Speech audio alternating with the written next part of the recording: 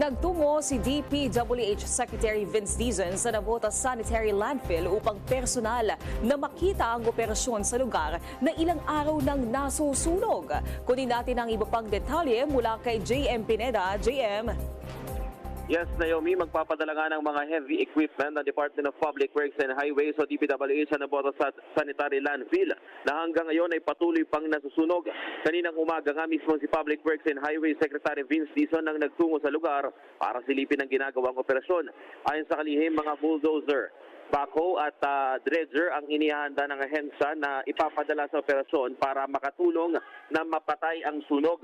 Biyernes ng gabi nang sumiklap ang sunog sa 40 hektaryang sanitary landfill at halos mag-iisang linggo na itong inaapula.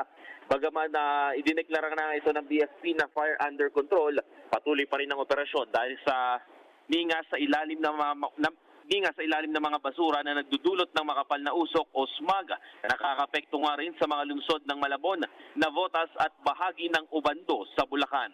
At yan muna ang latest. Ako si JM Pineda ng PRTV News, nagsaserbisyo para sa Pilipino.